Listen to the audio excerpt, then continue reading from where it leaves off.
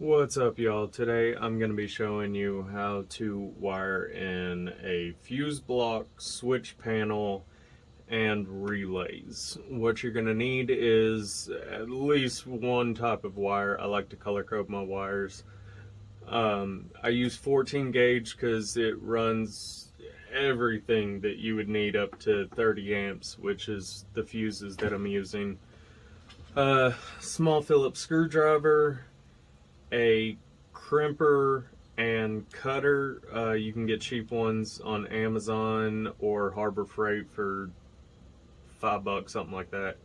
I've got these two for that. I'm gonna need a pair of scissors for the heat shrink that I'll use and the heat gun, but you will at least need a set of connectors. I'll have this in the link in the description below. Since I'm going to be using those heat shrinks, I'm going to be using these connectors, and just because I'm OCD, I'm going to be using the cable crimp. So technically you don't need any of that. You just need at least one roll of 14 gauge wire, a set of relays, which I'll have in the description, a switch of some kind, whether it be a big 5-panel or more, or just a single switch entirely.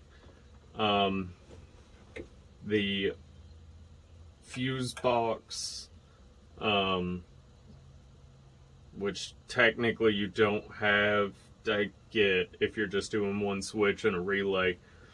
You can just use an inline fuse, which I'll show you how to solder in another video, but for now I'm going to be showing you how to use the fuse block panel and relays with this. So let me move the camera and get everything set up to start teaching you how to wire in all this fun stuff. Okay, so first what you're going to want to do is you're going to want to find a good place for your fuse block. Once you find the good place for a fuse block, you're going to want to see where you want to put your switch, wherever it is. Then what I like to do is I like to run my relays right next to my fuse block. It's because you don't need as big a wire for your switch panel, because that's just going to be your control. The main power is going to go through a separate line in the relay, which I'll show you later. But so I like to have as little extra big wire, as I can. So once you find a good place for your fuse block, you're going to have your hot, which is to your main battery, and then your ground, which is either going to be to a part, it's pretty much metal on the car. The heavier the metal, the better it is. It'll be a better ground for you. So you're going to want to either, if it's close to the battery, go straight to the battery. If it's not, find a good, really solid part of the body and bolt it to that. But for now, with your switch panel, the one that I have, it has it all nicely wired together. So you have one main hot wire and one main ground wire that goes through all of that. So you're just going to want to take your hot wire and your ground wire and connect the hot wire to the fuse, and then the ground wire to really nice ground locations that they give you on this thing. So once you have that, then what you're going to want to do is, with each of the switches, it's going to have a control line. So this is what sends out the signal to tell your relay to turn on. So you're going to want to take a piece of wire from each one, whether it's 1 or 12, you're going to want to take a control line, which I color code in blue.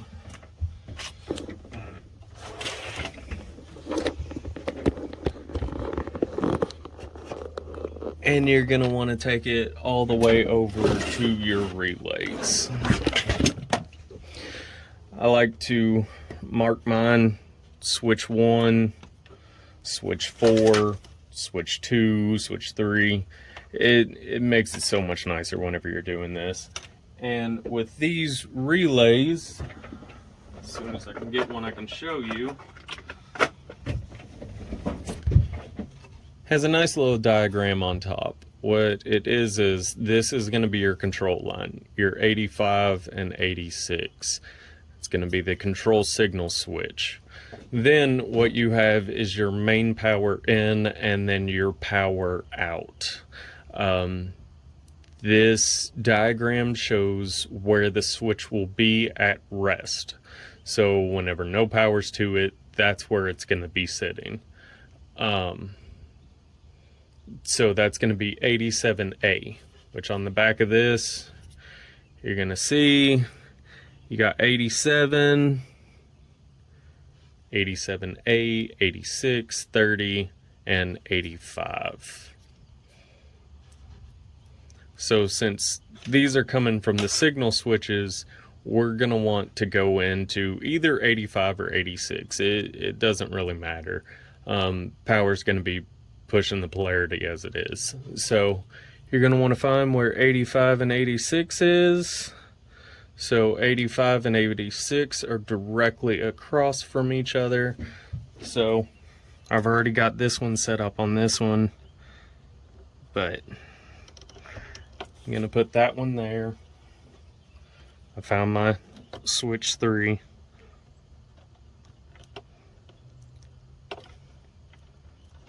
It's like a USB plug. It never wants to go in the right way. There we go. I like to face them out. I'll be right back. About that baby wasn't happy to be trying to lay down. Okay, so with this, you see how there's a flat end and then there's 2 little humps. Well, the little humps are to push it flat, push the pin flat against that. So what I like to do is I like to have the flat end down. So you see how it pushes it more up instead of trying to cram them all together, and how it pushes that one down. So I like to make sure that the flat section is going to be towards the inner workings of it. So that being said, I'm going to finish up with these.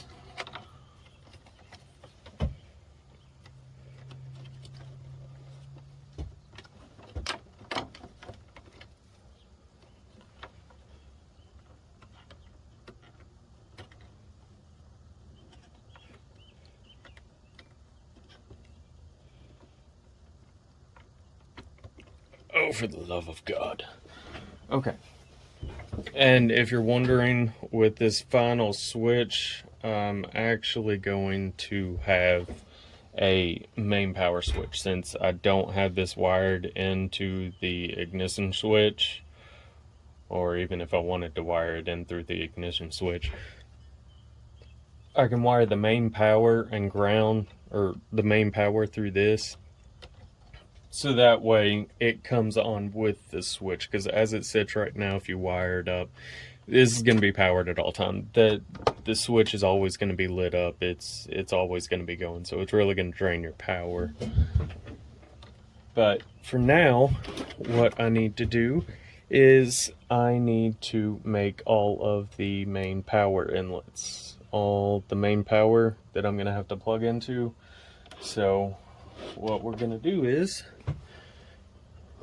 we're going to get you all set up for a nice little tutorial on how to wire up stuff. So here we go.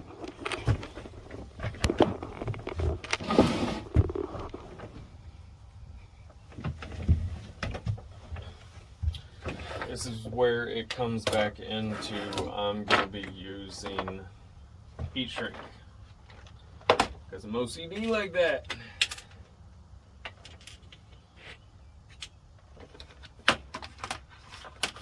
So what you're going to want whenever you're working with heat shrink is some scissors.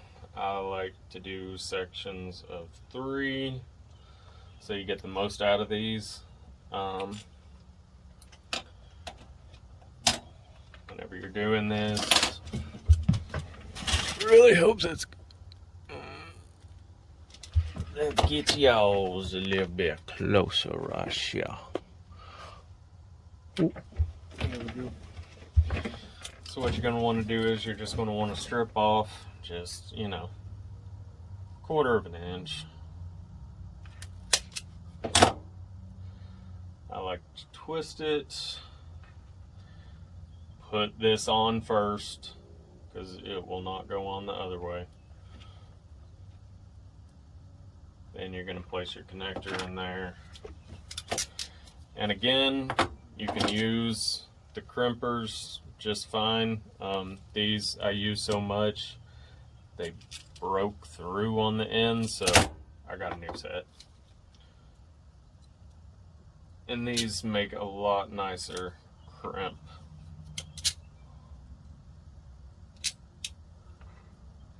All you have to do is just line it up so it comes flat. Make sure you're not crimping in the wire shield with it, and then just crimp down. Put the heat shield up and a little bit above. Make sure that you're covering up all the exposed wire. And then I work from the side that's actually closest to the material on the inside in the first place. That way it shrinks up before the farther piece has to cover so much more distance. Then you just roll it around, make sure not to keep it on any section.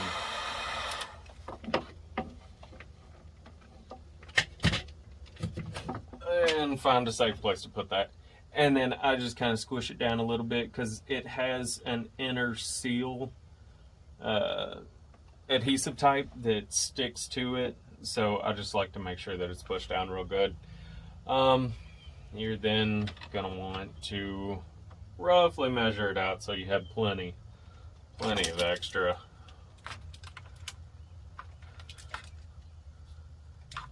And then this is where I like wire cutters better. So let me get that. Then what you're going to want to do is, if you didn't have the heat shrink and those connectors, you would just use one of these in your kits. I think this is 16 to 14 gauge. The smaller the number, the bigger the wire. This main power wire that feeds everything is going to be a 0 gauge. Yes, 0 gauge. So all you'd need to do is just crimp this on like I did that. You wouldn't have to use the heat gun, none of that stuff. And I would do it to this end, but I don't have those sort of non-shielded connectors. So for now, and I always use the shielded connectors whenever I'm putting on hot wires. If this is going to be a ground, I don't care. It can just be metal to metal, but if it's going to have any sort of voltage whatsoever at any point, I always use the shielded. So I go through those a lot. So you're just going to line it up, then twist it on just a little bit so it's nice and snug. You're going to want to go back in and you're going to want to find the top of the connector, because the top's going to want to ride in that channel, in the smaller channel. So you just line it up and then crimp it.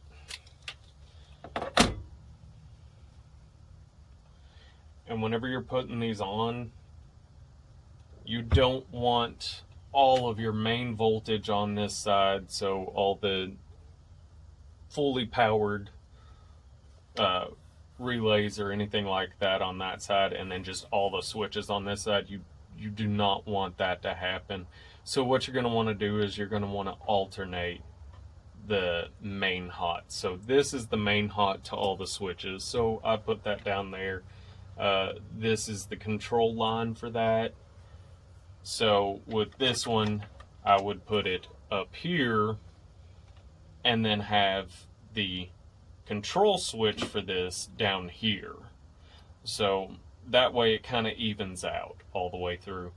So for now, you all are going to get the lucky pleasure of watching this all speeded up, and you'll see it whenever I'm done with the power wires, and then I'll move on to the next. So enjoy. I'm sorry I don't have music. Please forgive me.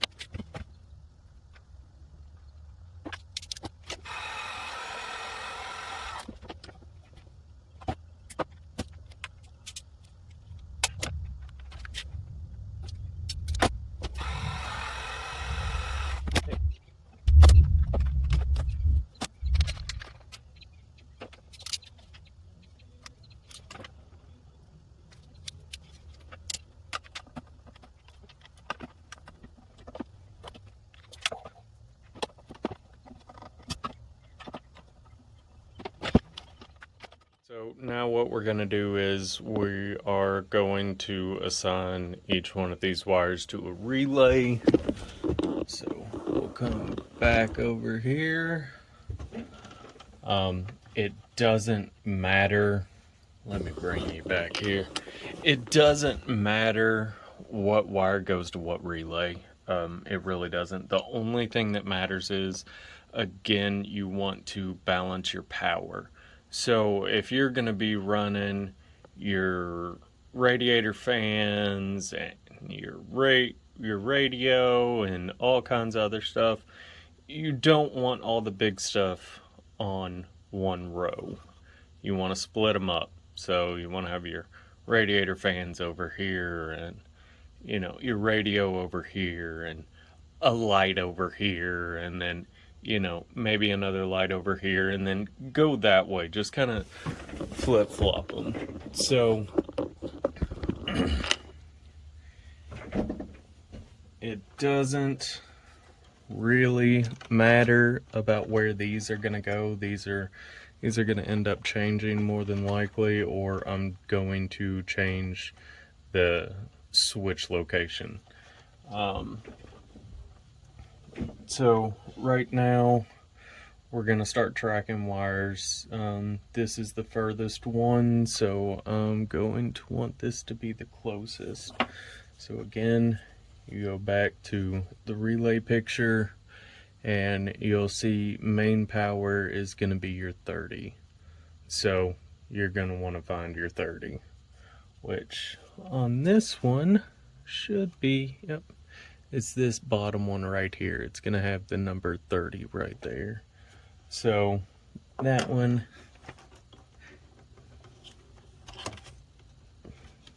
oh, well, great. Looks like I need bigger screws for this. Yay! Well, that's good to know now. Instead of whenever I'm driving and my relay's one.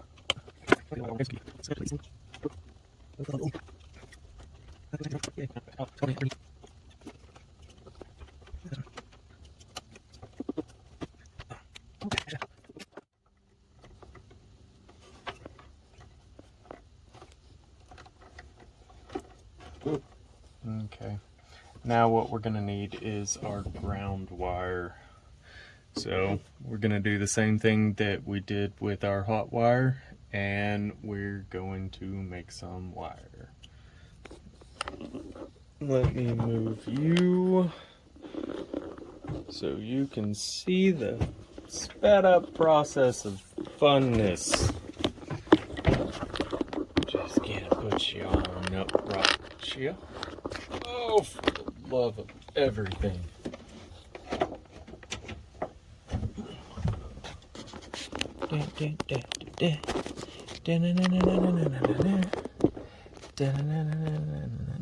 Oh no. Ooh.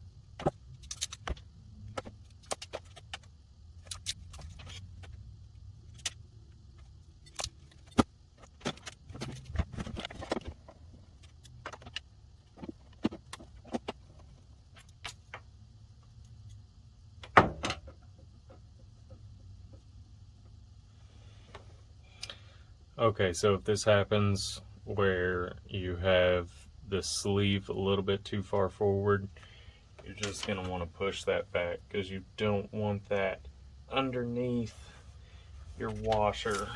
So whatever you need to use, whether it's a screwdriver, your finger, whatever, you just need to make sure that it's a good solid connection where nothing's interfering with it.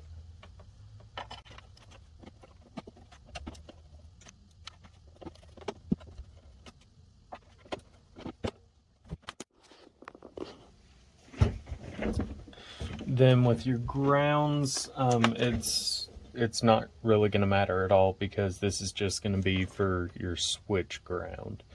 The main power is going to end up being grounded around wherever the load is located.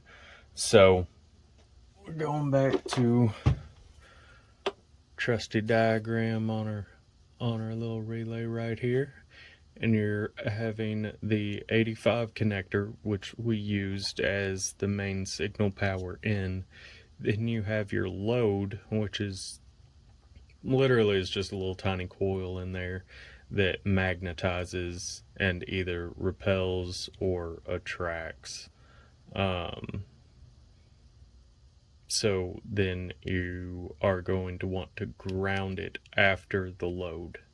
So you have your main power into the switch, and then from the switch you're going to go into 85 or 86, whatever you choose, and then it's going to go through the load, which then uses up all the amperage, and then it's going to go to a ground.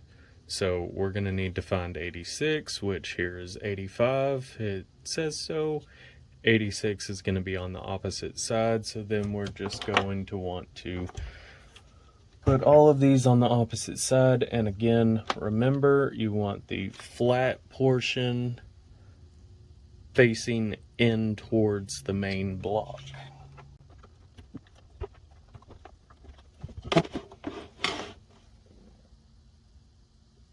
There we go.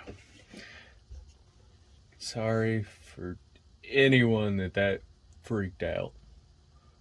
It is just my lamp getting touched.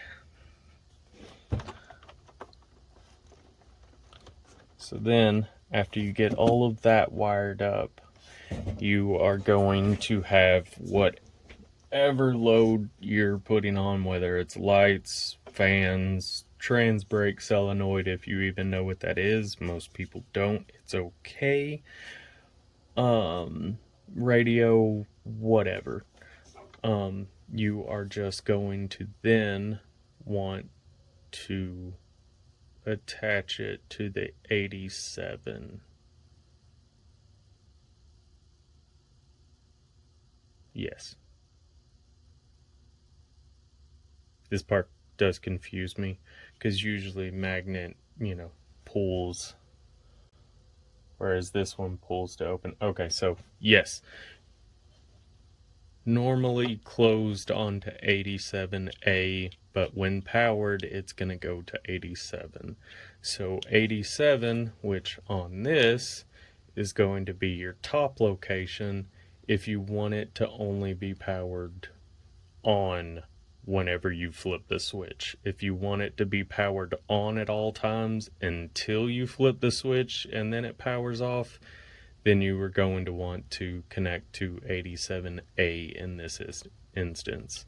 You can get relays that are just a 4-pin connector, so you don't even have to worry about this. It looks like this, which is your 86 and 85 magnet, and it's normally open, but whenever it is magnetized, it repels that and makes a clean connection. So yeah, that sums up really everything you need to know. We'll do a quick little recap. Make sure whenever you have your main power in, you're going to want to fuse as close to the main power as possible. Then from that fuse, you're going to wire up your relay, which again, I like to keep it close, because if I'm checking the fuses, I'm more than likely going to be checking the relay next. Then your switches can be wherever, because again, you're not pulling a lot of amperage, you're just pulling voltage. So if you want to think about a water hose, if you turn the pressure on full blast, it's going to have that back pressure behind it. If you turn the switch on, it releases the water. But if you turn off the water, there's still going to be the water inside, but there's no push behind it, if that makes any sense. If it doesn't, leave a comment. I can hopefully explain it better to you. But right now, that is all there is to it. I am just going to feed my OCD addiction and finish cleaning up these wires a little bit with some of these connectors, or the wire clamps. So, thank you all for watching. I'm gonna continue. If you'd like to stay and watch till the end, you're gonna be able to see all hopefully nice and pretty wiring back here, so it looks all fancy. if you don't watch, like it, comment, subscribe, do all that fun stuff, and we'll see you on the next video. So enjoy this next little speed up again. I need to find better screws. No, these might work. Yay, they do. Okay, perfect. So I'm going to finish up all of this for you. Dun, dun, dun, dun, dun, dun, dun, dun, dun. Oh no!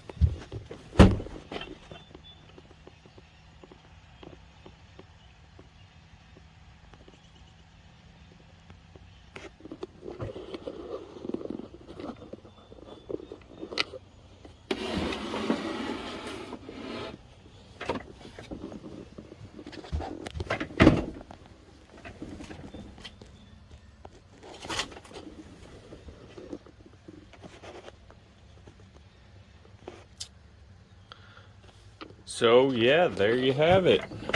We had this all wired up now.